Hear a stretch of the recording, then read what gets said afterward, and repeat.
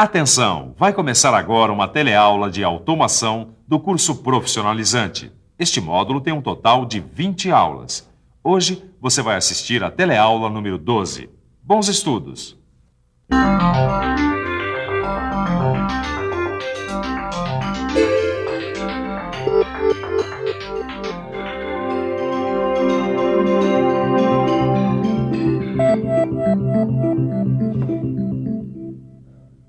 A nossa teleaula de hoje começa com um problema.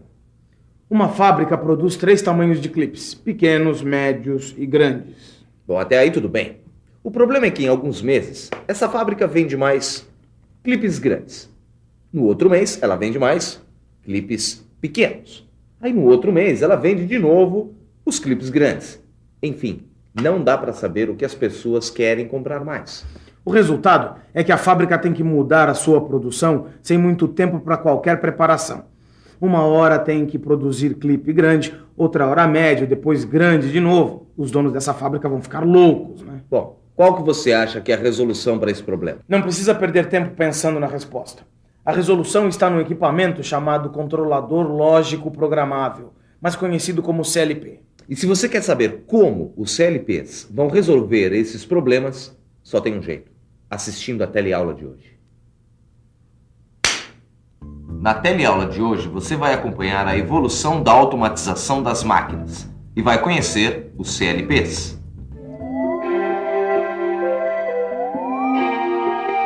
Aumento de produtividade, redução nos custos, profissionais melhor preparados, maior variedade de produção. Você já deve estar cansado de ouvir essas coisas, mas como é que será que o mundo chegou até aqui? Ou melhor, o que será que os processos industriais têm a ver com todas essas mudanças? Para entender isso melhor, o jeito é a gente dar um passeio pelo tempo.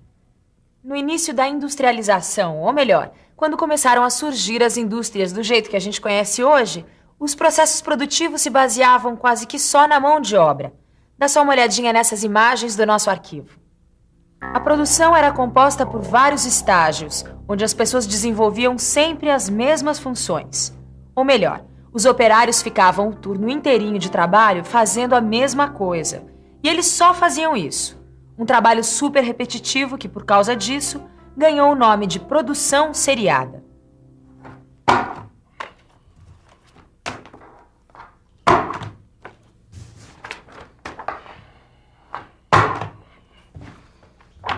Chega!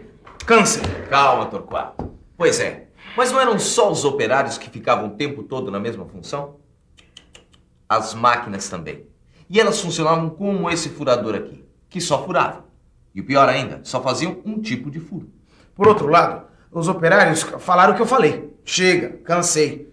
Porque com o tempo eles começaram a se valorizar. Eles não queriam mais ficar o tempo inteiro apertando o mesmo botão. Consequentemente, como vocês podem imaginar, as máquinas e equipamentos começaram a ser modificados. Não dava mais para se ter uma máquina que só faz furos iguais, e muito menos operários fazendo serviços muito pesados para um ser humano. Para nosso alívio, as máquinas começaram a fazer os serviços mais pesados e os operários ficavam só na supervisão. O primeiro passo para libertar o homem do trabalho mais pesado, ou seja, para integrar o operador e seu instrumento de trabalho, foi colocar sensores para indicar a situação da produção e atuadores para melhorar a relação entre o operador e a máquina. Essa alteração, que já foi uma revolução, recebeu o nome de sistema automático.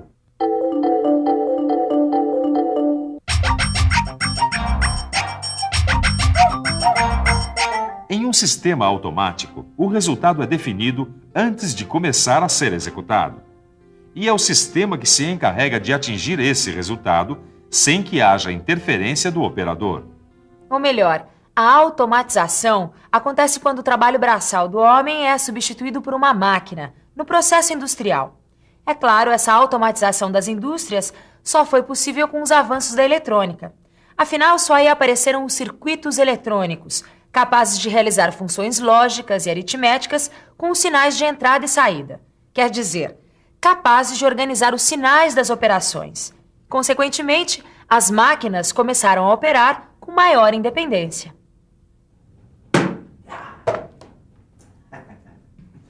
Essa é uma das minhas partes preferidas da história da automação, quando os operários se livraram do trabalho braçal. Pois é, com o desenvolvimento da eletrônica, surgiram os primeiros sistemas de automação que foram feitos com relés e contadores. Não, os primeiros e os atuais também, porque até hoje os relés são utilizados para disparar cargas e atuadores. Quer ver? Os sinais dos sensores que são acoplados às máquinas acionam circuitos lógicos e os relés disparam as cargas ou atuadores. Pois é, e voltando à nossa história, com esses componentes foi possível montar os primeiros sistemas de automação, rígida e flexível. Sistemas de automação rígida e flexível complicou? Então calma aí que você já vai ficar por dentro.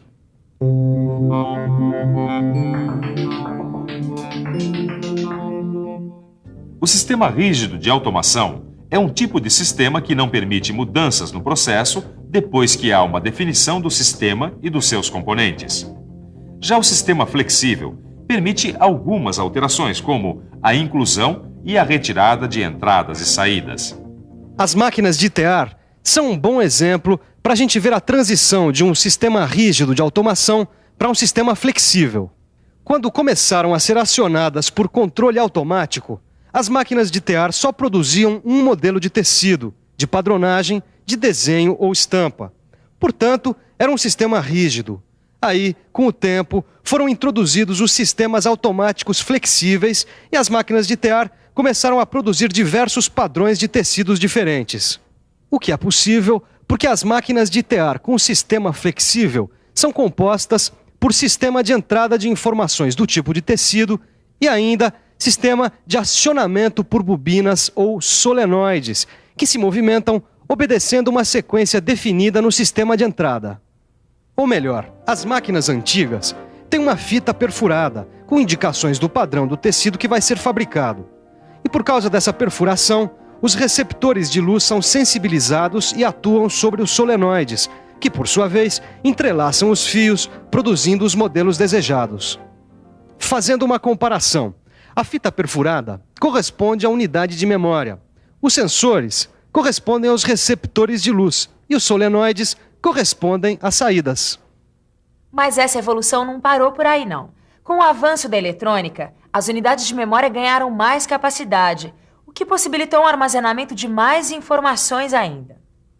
E com isso, os circuitos lógicos ficaram mais rápidos, mais compactos e capazes de receber mais informações de entrada, podendo atuar sobre um maior número de dispositivos de saída.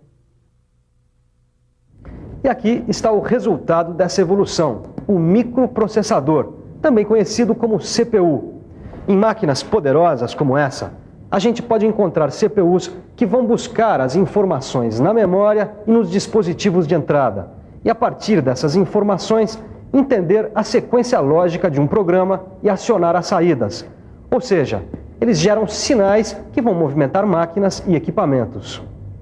Falando em entradas e saídas, chegamos à grande estrela da nossa teleaula, os CLPs. Ou melhor, os controladores lógicos programáveis, a próxima evolução industrial da nossa história. São equipamentos eletrônicos de última geração que, como não poderia deixar de ser, são utilizados nos sistemas flexíveis. São rápidos, versáteis, dinâmicos. Torquato menos, a gente não está aqui para vender nada. A gente está aqui para explicar como os CLPs podem ajudar na resolução dos problemas da fábrica de clipes. Deixa comigo. Os CLPs permitem que a lógica que aciona as saídas possa ser desenvolvida ou alterada com muita facilidade. É melhor deixar comigo. O que ele quis dizer é que com muita facilidade os CLPs permitem que haja uma mudança na produção. Assim você pode passar do clipes grande para o pequeno, do pequeno para o médio. E sabe como? Calma, porque os CLPs ainda têm muitas vantagens. Vocês querem ver? É isso mesmo. Facilidade é só uma das vantagens dos CLPs se comparados aos sistemas convencionais. Afinal de contas, eles ocupam espaços menores, exigem potências elétricas menores, são reutilizáveis, a sua manutenção é mais simples, eles são mais flexíveis. Eles dão mais agilidade e rapidez ao sistema. Isso porque os parâmetros de controle podem ser alterados. Bom, essa foi uma revolução que começou na indústria automobilística americana, como você vai acompanhar no nosso arquivo. Cada vez que os operadores tinham de mudar a lógica de controle dos painéis de comando da linha de montagem, era uma complicação. Afinal, essa mudança exigia tempo e dinheiro E como você sabe, a indústria não pode parar.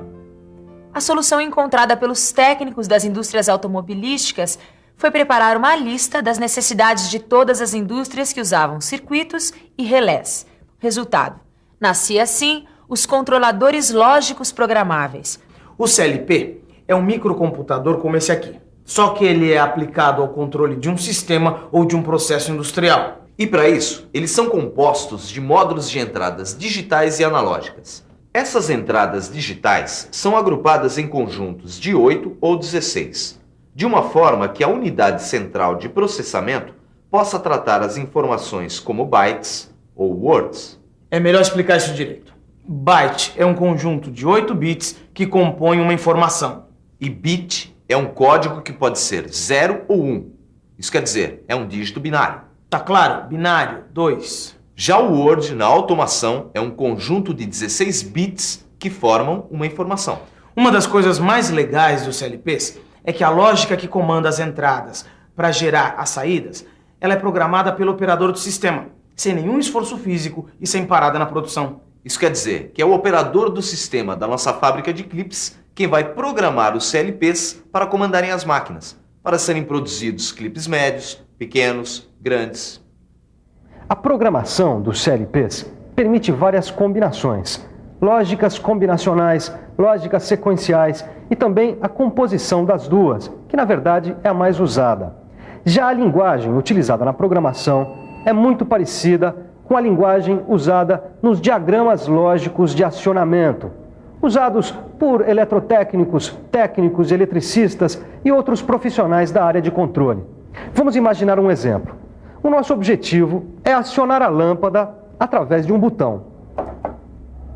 A lâmpada L1 deve ser acesa apenas se os dois interruptores, B1 e B2, forem acionados. Simples. Isso corresponde à operação lógica E, que você já viu em outra teleaula.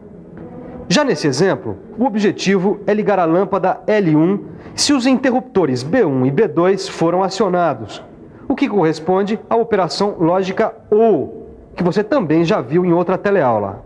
E a lógica sequencial desenvolvida pelo CLP, por sua vez, é feita a partir de um elemento temporizador, capaz de disparar uma saída ou acionar um interruptor após um tempo determinado antes da operação. Bom, mano, acho que agora já dá pra gente resolver o problema da nossa fábrica de clipes.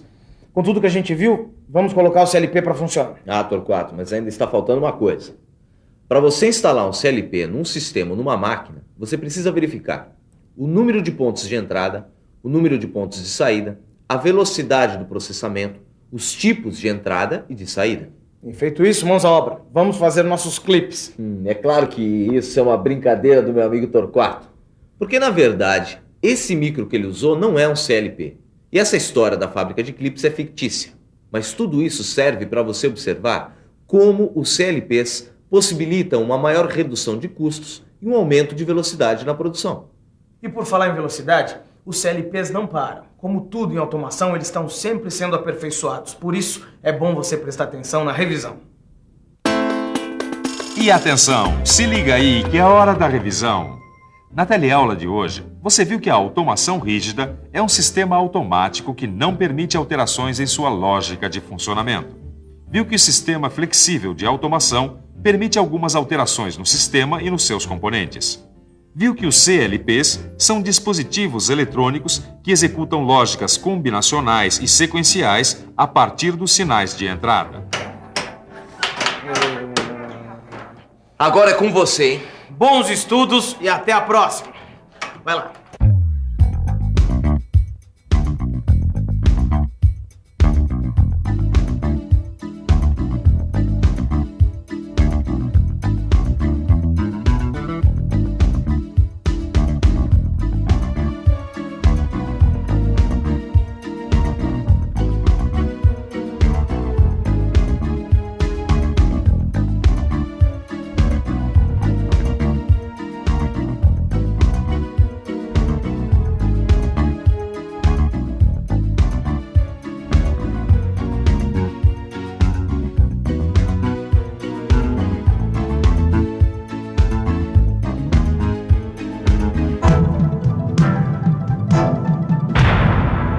Telecurso 2000, um programa de educação do Sistema Fiesp e da Fundação Roberto Marinho.